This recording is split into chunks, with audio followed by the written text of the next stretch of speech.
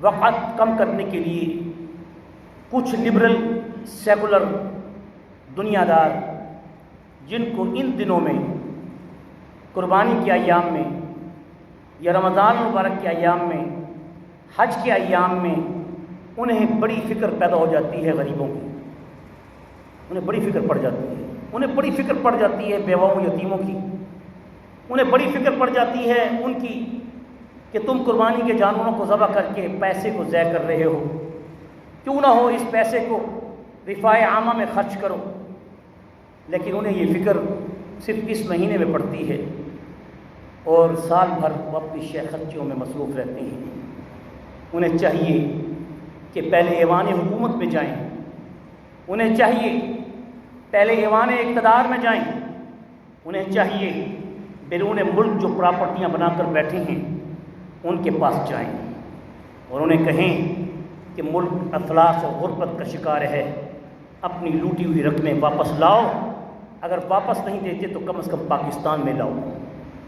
میرے عزیز بھائی اور دوستو، یہ بھی خطرہ ہوتا ہے کہ اوپر کے تو نہیں چل رہے، یہ بھی خطرہ ہوتا ہے، ہمیں ہر لحاظ سے خطرہ ہوتا ہے کہ اوپر کے لاؤڈ اسپیکر تو آن نہیں ہیں۔ میرے عزیز بھائی اور دوستو، نبی کریم صلی اللہ علیہ وسلم کی احادیث طیبہ سے یہ بات واضح ہے، میں کسی کو تھریٹ نہیں کر رہا، میں اپنے دل کے ارمان اور اپنے دل کے اس جذبات کا اظہار اس لیے کرنا ضروری سمجھتا ہوں کہ کہیں روز قیامت مجھ سے یہ پوچھ نہ ہو کہ ممبر رسول پر بیٹھ کر آپ نے مسئلہ صحیح کیوں نہیں بتایا۔ اللہ تعالیٰ نے ہر عبادت کی ایک روح مقرر کی ہے، نماز کی ایک روح ہے، زکوٰۃ کی ایک روح ہے، حج کی ایک روح ہے، قربانی کی ایک روح ہے، روزے کی ایک روح ہے۔ وہ روح جو اللہ نے کسی ایک عبادت کی مقرر کی ہے وہ ایسی ہی ہے جیسے کسی جانور کی روح ہے، کسی پرندے کی روح ہے، کسی درندے کی روح ہے، کسی انسان کی روح ہے۔ تو وہ روح کسی انسان کی کسی جانور میں نہیں آتی، کسی جانور کی کسی انسان میں نہیں آتی۔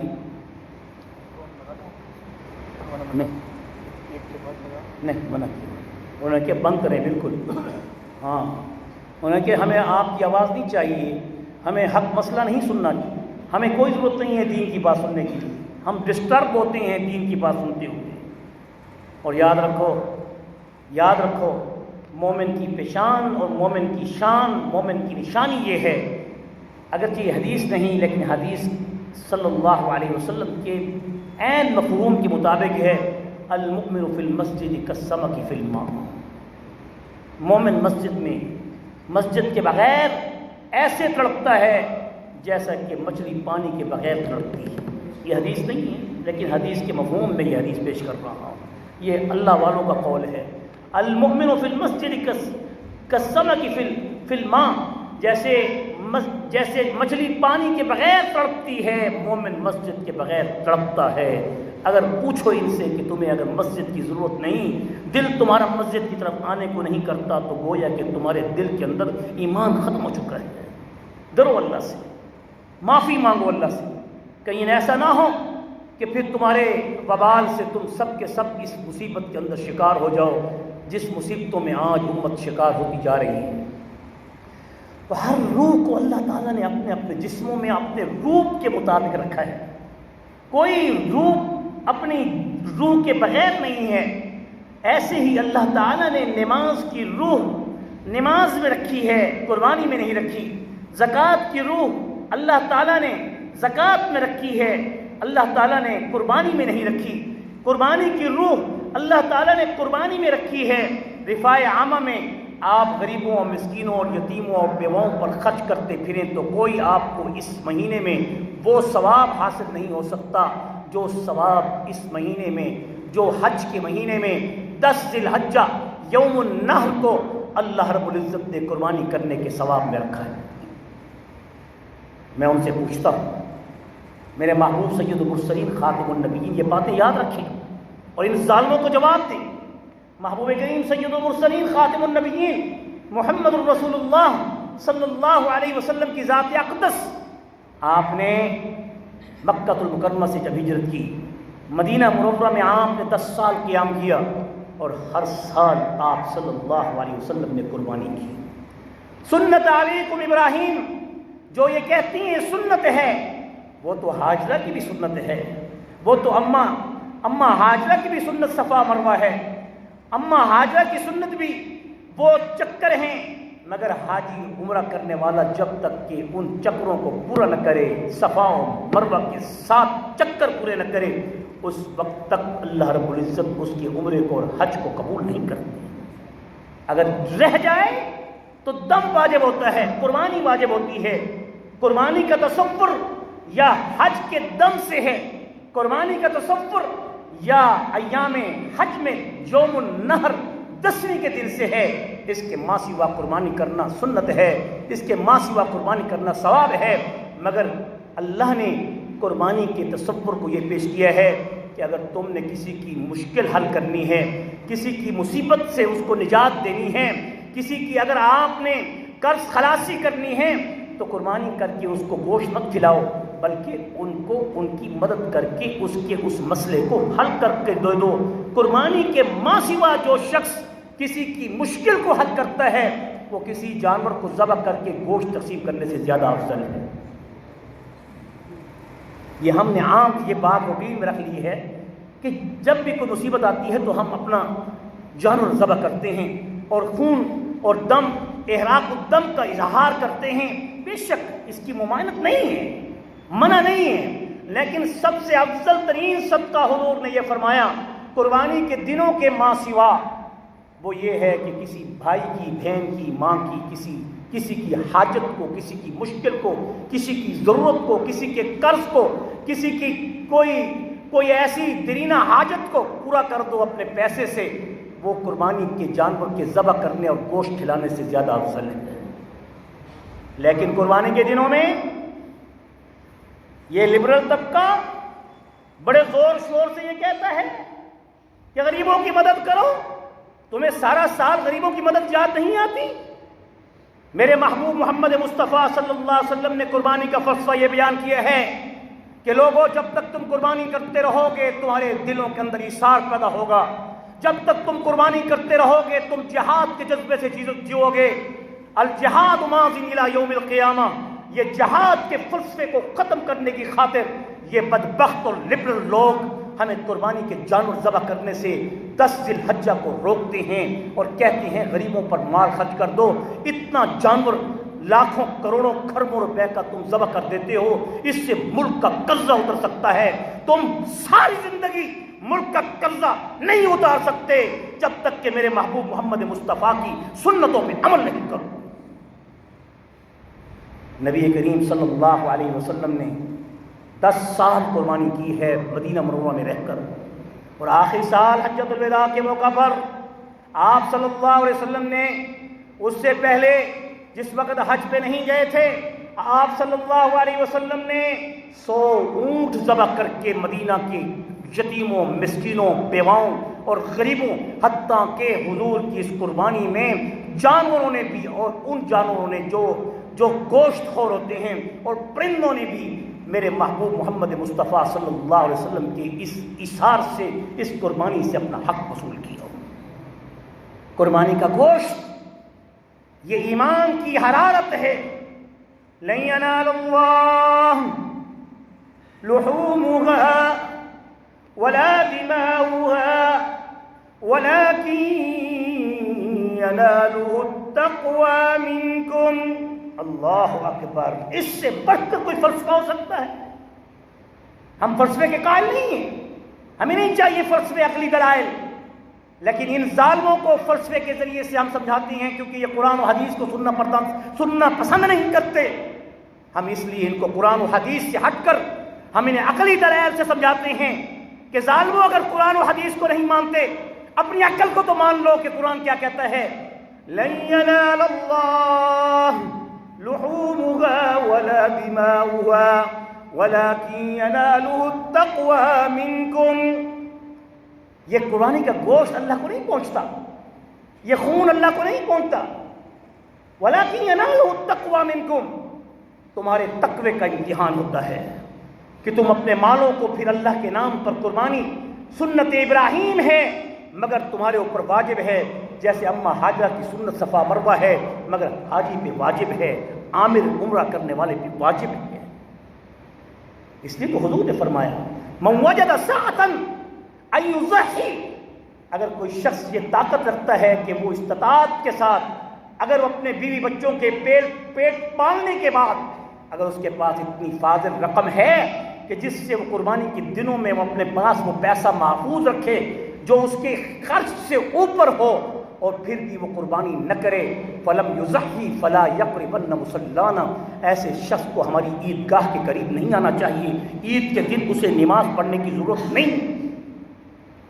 خیال کرنا ان لبرل لوگوں کے تابع نہ ہو جانا۔ حضور اکرم صلی اللہ علیہ وسلم نے قربانیاں کی ہیں، امت کی طرف سے بھی قربانی کی اور اپنی طرف سے بھی قربانی کی، اپنی بیویوں کی طرف سے بھی قربانیاں کی۔ میرے بھائیوں اور دوستوں، اگر طاقت ہو تو اپنی بھی قربانی کرو اور اپنے حبیب محمد مصطفیٰ کی بھی قربانی کرو۔ اگر اللہ نے طاقت دی ہے، ایک جانور نہیں 10 جانور قربان کرو اور سارا جانور کا گوشت اللہ کے نام پہ قربان کر دو۔ یہی وجہ علماء نے لکھا ہے جب کسی مواتا کی طرف سے تم قربانی کرو، اپنے ماں باپ جو فوت ہو چکے ہیں ان کی طرف سے قربانی کرو، یا تم اپنے بہن بھائی جو فوت ہو چکے ہیں ان کی طرف سے قربانی کرو، اگر تمہارے کوئی عزیز و اقارب علماء ہیں ان کی طرف سے قربانی کرو، یا نبی کریم حضرت محمد مصطفیٰ صلی اللہ علیہ وسلم کی طرف سے قربانی کرو، تو جو قربانی تم اپنی ذات کے لیے کرتے ہو اس کو تو کھا لو، اس کو سارا بھی کھا سکتے ہو، 3 حصے بھی کر سکتے ہو، مگر جو مواتا ہیں، فوت شدگان ہیں، ان کی اگر قربانی کرو تو پورے گوشت کو اللہ کے نام پہ صدقہ کر دو۔ یہ مسئلہ بھی یاد رکھو۔ اکثر لوگ اس قربانی کو بھی ایسے ہی کھاتے ہیں جیسے 3 سنت طریقہ میں آپ کو بتا رہا ہوں۔ محبوب کریم سید المرسلین خاتم النبیین محمد الرسول اللہ صلی اللہ علیہ وسلم نے جب صحابہ نے پوچھا ما ہذہ الأضاحی، یہ قربانی کیا ہے، تو آپ نے فرمایا سنت ابیکم ابراہیم، یہ آپ کے بابا دادا جد امجد حضرت ابراہیم خلیل اللہ کی سنت ہے۔ میرے محبوب اور میرے محبوب کے محبوب ایک محبوب رب جلیل ہیں، تیری حرمتوں کا حساب کیا، اور ایک خلیل رب جلیل ہیں، ان کی عظمتوں کا حساب کیا۔ تو حبیب رب جلیل ہے، تیری حرمتوں کا حساب کیا، پھر آگے فرمایا تو مقام فخر خلیل ہے، تیری عظمتوں کا حساب کیا۔ اللہ نے میرے محبوب کو اپنے ابراہیم جد امجد خلیل اللہ کی برکت سے عزت بھی دی، یہاں تک کہ فرمایا اے میرے محبوب محمد مصطفیٰ صلی اللہ علیہ وسلم، جس نبی کی پشت سے ہزاروں انبیاء آتے ہیں،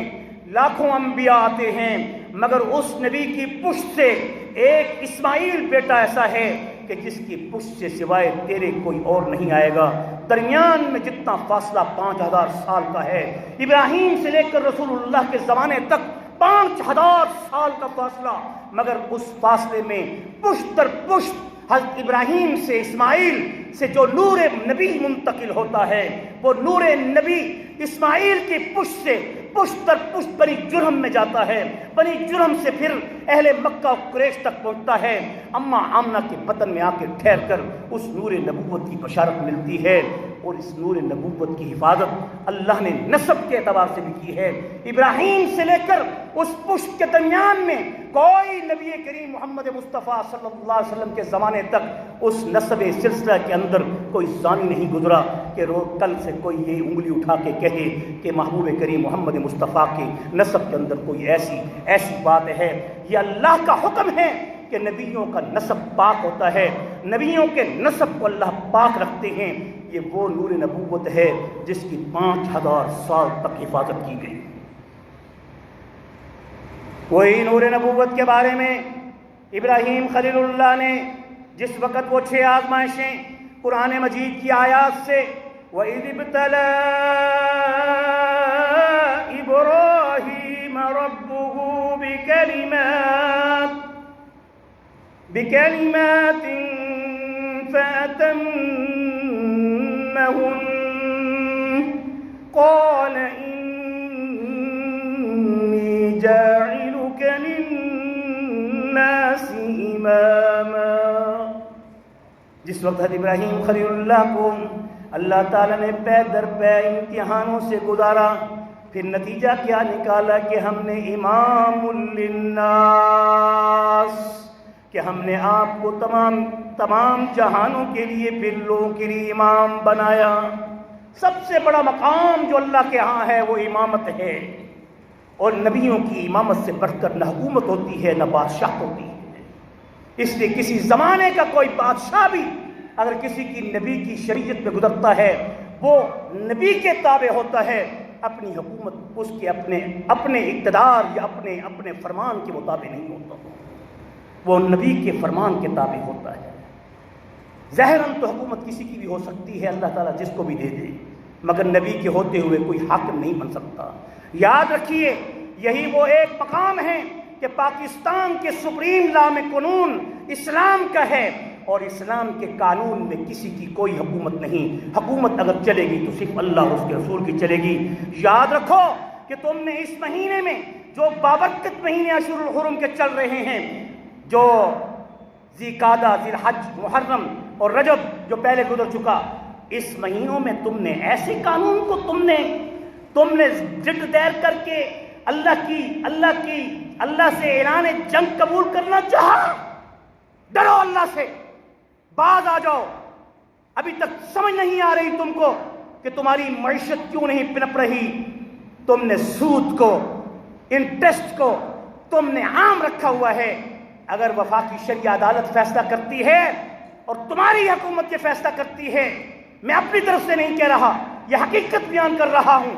کہ جب اللہ کے پاک پیغمبر صلی اللہ علیہ وسلم نے اور قرآن نے یہ کہا ہے کہ سود کے خلاف اعلان جنگ اللہ کا قبول کرو، اگر تم باز نہ آئے تو پھر تم سود کے خلاف اگر فیصلہ ہوتا ہے تو تم اس کو ریٹ کرتے ہو، چیلنج کرتے ہو، اللہ سے اعلان جنگ کرتے ہو،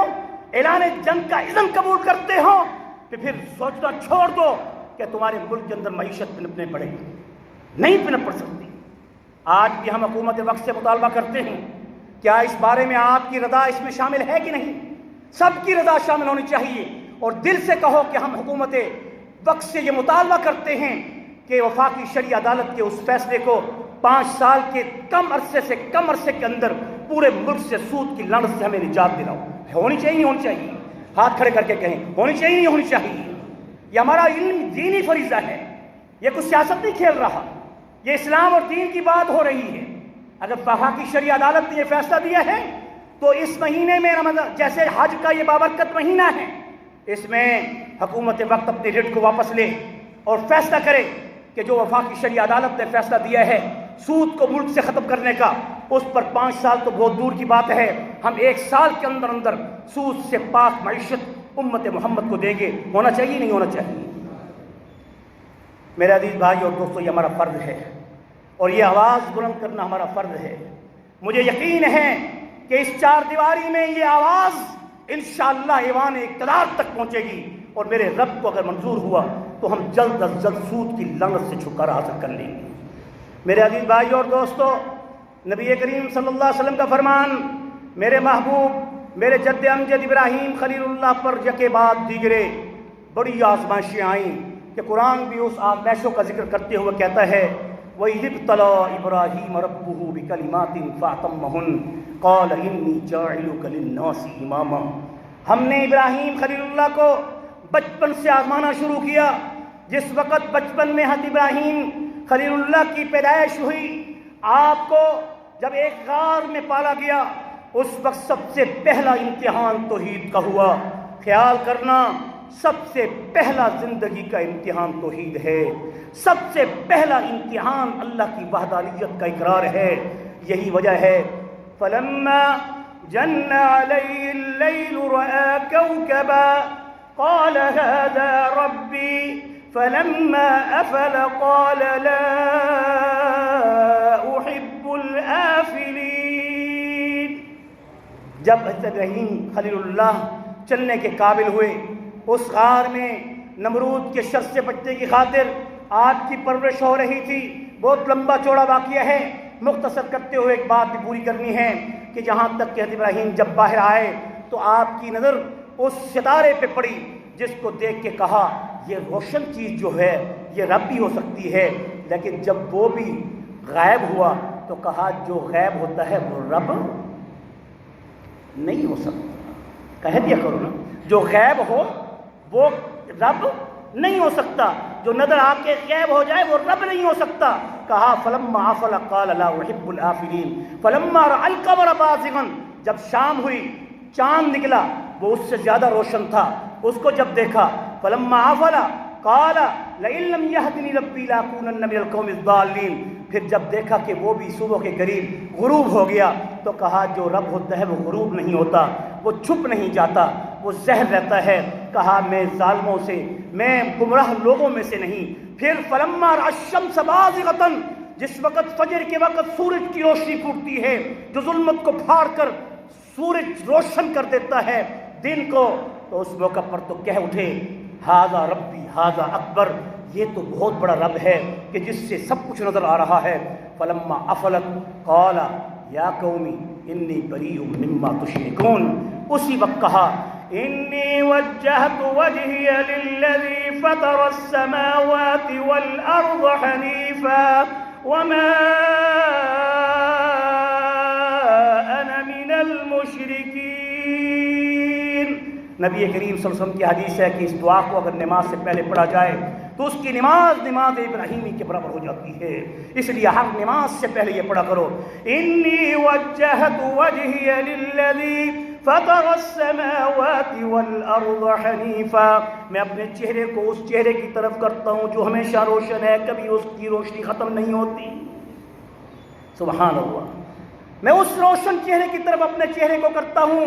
جس کا کبھی چہرہ منہ نہیں پھرتا، جس کی روشنی کبھی ختم نہیں ہو سکتی، جس کا وجود ہمیشہ کے لیے ہے، جو اول الاولین بھی ہے، آخر الاخرین بھی ہے، ذو القوت المتین بھی ہے، راحم المساکین بھی ہے، هو ارحم الراحمین بھی ہے۔ اگر سب سے زیادہ قبول کرنے والی ذات ہے تو صرف اللہ ہی کی ہے اور کوئی نہیں ہو سکتا۔ یہ اقرار کر کے نماز پڑھو، اس کا اثر بھی کچھ اور ہوتا ہے۔ پہلی آزمائش توحید کے ساتھ ہوئی، دوسری آزمائش بتوں کو توڑنے کے ساتھ ہوئی، تیسری آزمائش آگے نمرود میں ڈالنے کے وقت ہوئی، چوتھی آزمائش نمرود سے مناظرے کے وقت ہوئی، پانچویں آزمائش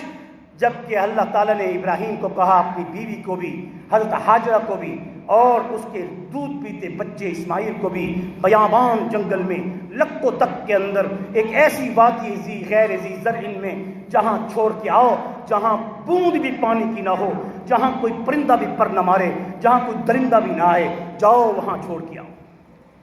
یہ پانچویں آزمائش۔ پھر پانچویں آزمائش کے بعد چھٹی آزمائش کہ اے ابراہیم اب بچہ بڑا ہو گیا ہے، 6 سال 8 سال ہو گئے ہیں، جاؤ اپنے بچے کو ملو اور جا کے میرے راستے میں اس کو ذبح کر دو۔ یہ نہیں کہا کہ انی ارا فی المنام انی اذبحک فانظر ماذا تری، کہا نبی کا خواب بھی وہی ہوتا ہے، اور اسماعیل نے بھی یہ نہیں کہا کہ ابا جان یہ تو خواب ہے، تو ظاہری وحی تو نہیں آئی، لیکن کہا اے میرے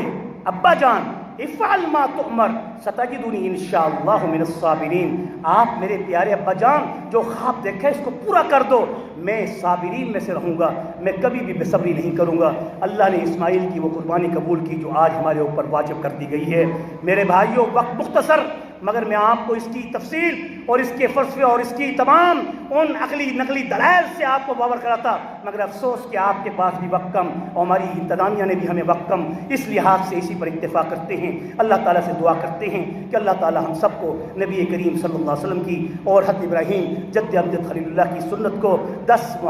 ذی الحج کو عید کے دن پورا کرنے کی ہم سب کو توفیق نصیب فرمائے۔ وآخر دعوانا الحمد للہ رب العالمین۔